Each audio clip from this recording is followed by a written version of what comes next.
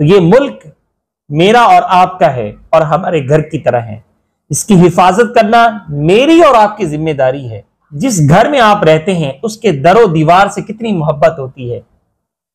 कभी कभार उनकी दीवारों से, यानी अपने घर की दीवारों से बैठ के आप बात कर रहे होते हैं। तो नाज़रीन, 1947 पाकिस्तान को अल्लाह ने बतौर अमानत हमें दिया। नंबर 2, दीन को नाफिज करने की कोशिश करें।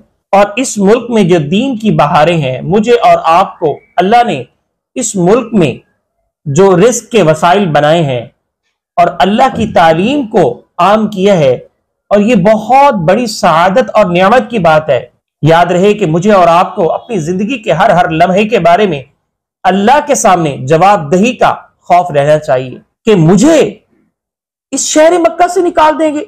यानी ये आपका एक ताज्जुब का इजहार था। वइज़ क़ाल इब्राहीम रब्बि जअल हाज़ा बलदन आमिना।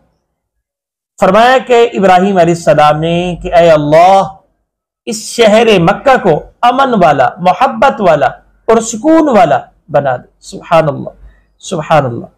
बिस्मिल्लाहिर्रहमानिर्रहीम। अस्सलामु अलैकुम वरहमतुल्लाहि वबरकातुहू। नाज़रीन, 1947 पाकिस्तान को अल्लाह ने बतौर अमानत हमें दिया और ये बहुत बड़ा मौइज़ा था। इसी तरह से ये तो एक शमसी कैलेंडर के एतबार से तारीख और डेट है। कमरी लिहाज से जरा तवज्जो फरमाएं कि 27 रमजानुल मुबारक, जो कि शब कदर है, इतनी बड़ी रात को जो 1000 महीनों से अफजल और बेहतर है, अल्लाह करीम ने ये अमानत हमारे हाथ में थमाई। और याद रखें कि इसकी कोई ना कोई हिकमत जरूर होगी।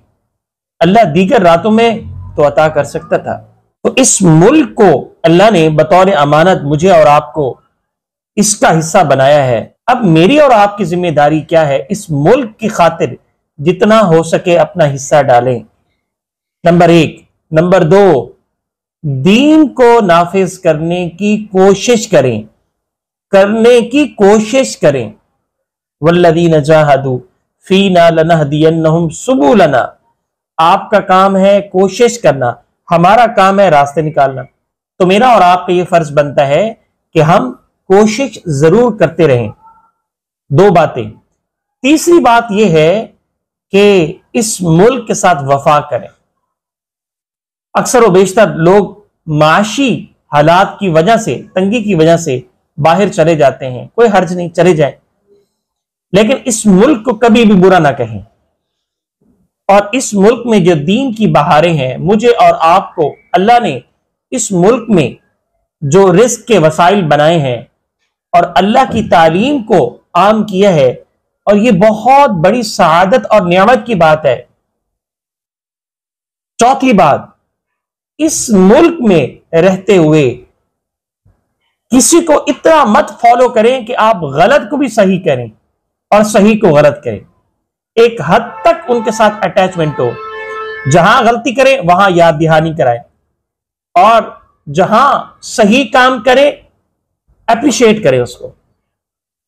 इस तरह से हमारा सियासतदानों से ताल्लुक होना चाहिए। ऐसा ना हो कि मेरा किसी सियासी जमात से या किसी सियासी पार्टी से कोई ताल्लुक नहीं। एक उसूली बात बता रहा हूं। ऐसा ना हो कि किसी भी सियासी जमात के साथ हम लग के अल्लाह के रसूल की तालीम की धज्जियां बिखेर दें। ऐसा ना हो। याद रहे कि मुझे और आपको अपनी जिंदगी के हर हर लम्हे के बारे में अल्लाह के सामने जवाबदेही का खौफ रहना चाहिए। उम्मीद अल्लाह की रहमत से भी होनी चाहिए। मेरा घर है, मैं उसकी हिफाजत करूंगा। प्रोटेक्शन के लिए मुख्तलिफ चीजें जो है इस्तेमाल करूंगा। सिक्योरिटी गार्ड, घर में दरवाजा होगा, बहुत बड़ा लॉक होगा। क्यों? ताकि मेरी घर की हिफाजत रहे।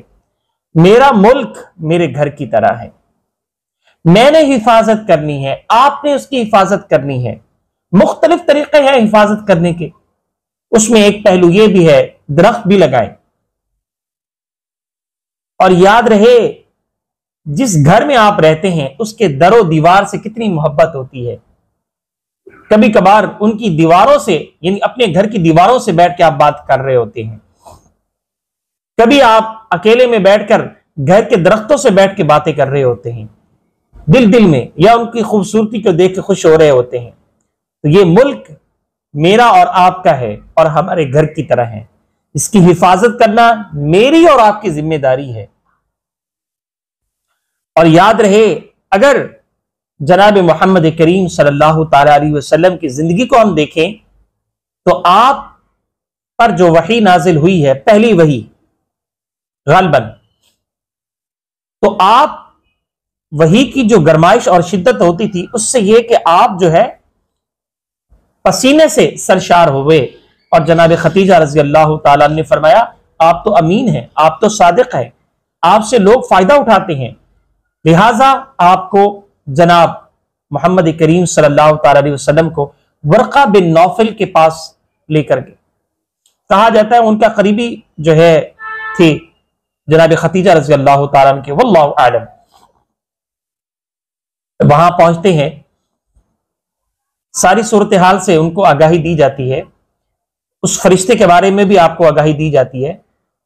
तो वो कहते हैं कि ये वही फरिश्ता है जो मूसा अलैहिस्सलाम पर पैगाम लेके उतरता था, तौरात के मुतालिक बात की,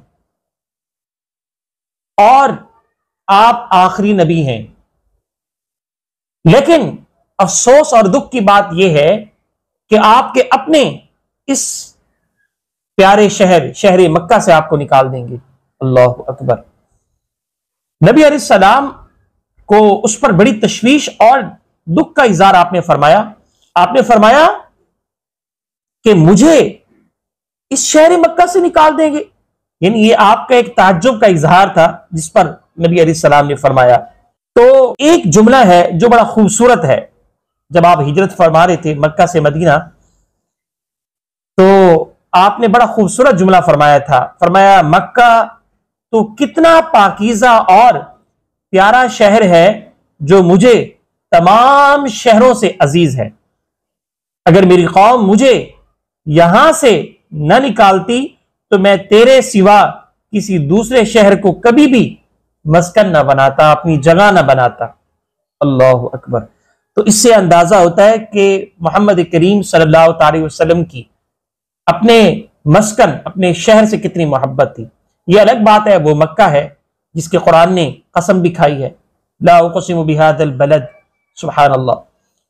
लेकिन यह कि फितरी बात है, जिस घर में आप रहते हैं, जिस मुल्क में रहते हैं, उसमें मोहब्बत होती है और मोहब्बत करनी भी चाहिए, और उन मोहब्बतों की कुछ शराइत होती हैं, वो भी पूरा करना चाहिए। इसी तरह मुख्तलिफ अहादीस से मिलता है, जब आप अलैहिस्सलाम हिजरत फरमाई मक्का से मदीना, तो नबी अलैहिस्सलाम की आदत मुबारका थी कि जैसे ही आप मदीना के करीब पहुंचते तो अपनी सवारी तेज फरमा लेते। बल्कि इमाम बुखारी रहमतुल्लाह अलैह ने इस रिवायत को नकल किया है जो आपकी खिदमत में पेश करने जा रहा हूं, कि आप सवारी तेज फरमा लेते। और उसकी हिकमतें बहुत सारी मुमकिन है। एक हिकमत यह भी है कि वहां अपने घर वाले रहते थे, घर वालों से मिलने की जल्दी होती थी। बल्कि नबी अलैहिस्सलाम दूसरों को भी हुक्म फरमाते थे, जब भी अपने घर जाओ तो तखीर ना करो, जल्दी से जल्दी अपने घर वालों से मुलाकात जाके करो। यह आपका हुक्म भी था। और उसमें हिकमतें भी हैं। उसमें एक हिकमत यह भी है कि अपना घर है, और दूसरा मदीना, सुभान अल्लाह। तो बहुत सी हिकमतें इसमें बयान की जा सकती हैं। तो नाज़रीन, कहने का मकसद यह है कि ये मुल्क, ये शहर मेरा और आपका है। मैंने और आपकी मिलके इसकी हिफाजत करनी है, और हिफाजत के साथ साथ इस मुल्क के लिए दुआ भी करनी है। अब आइए एक और वाक़या आपकी खिदमत में पेश करना चाह रहा हूं। जनाब इब्राहीम अलैहिस्सलाम, जनाब इब्राहीम अलैहिस्सलाम का बड़ा खूबसूरत वाक़या मिलता है सूरह बकरा की आयत नंबर 126 में, दुआ की शक्ल में। क्या फरमाया? वइज़ क़ाल इब्राहीम रब्बि जअल हाज़ा बलदन आमिना। फरमाया कि इब्राहीम अलैहिस्सलाम ने कि ऐ अल्लाह, इस शहर मक्का को अमन वाला, मोहब्बत वाला और सुकून वाला बना दे। सुभान अल्लाह, सुभान अल्लाह। और फिर इस आयत के दूसरे हिस्से में दूसरी दुआ है, जरा वो भी नोट करें। वर्ज़ुक़ अहलहू मिनस समरात, और इसके रहने वाले, इसके अहलो आयाल, इसके अपने जो मस्कन जिन्होंने इख्तियार किया हुआ है, उसको रिस्क अता फरमा, फलों से उसको नवाज।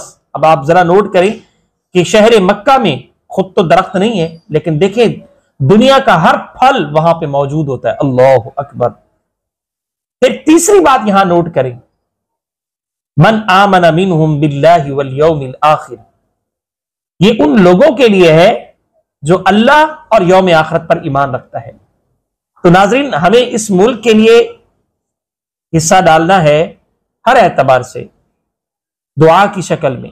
नंबर 3, हम अल्लाह पर यकीन करेंगे। ऐसा ना हो कि इस मुल्क की हिफाजत करते करते कोई ऐसा काम ना करें कि अल्लाह के कानून और रसूल करीम सल्लल्लाहु तआला अलैहि वसल्लम की तालीम की खिलाफ वर्जी करे। ये बात भी सामने रखेंगे। इस आयत मुबारक में मैंने आपकी खिदमत में जो आयात और 3 पॉइंट्स पेश किए हैं, तो ये चंद चीजें हैं जो कि अहादीस की शक्ल में, कुरान करीम की शक्ल में, नबी अलैहिस्सलाम की जिंदगी के तरीके से आपको मैंने बताई हैं। अल्लाह सुब्हानहु व तआला मुझे और आपको इस मुल्क की खिदमत करने की तौफीक अता फरमाए। लेकिन याद रहे, सबसे पहले मेरे अल्लाह के मेरे ऊपर हकूक हैं। कोशिश करें इस मुल्क में अल्लाह के कानून को नाफिज करने की जद्दोजहद करें। मेरी और आपकी जिम्मेदारी है। और अगर कोशिश और हिस्सा हमारा इसमें डल गया तो समझिए कि अल्लाह से उम्मीद और यकीन है कि अल्लाह हमें कामयाब फरमाएगा। आमीन। अस्सलाम वालेकुम व रहमतुल्लाहि व बरकातुहू। पाकिस्तान जिंदाबाद।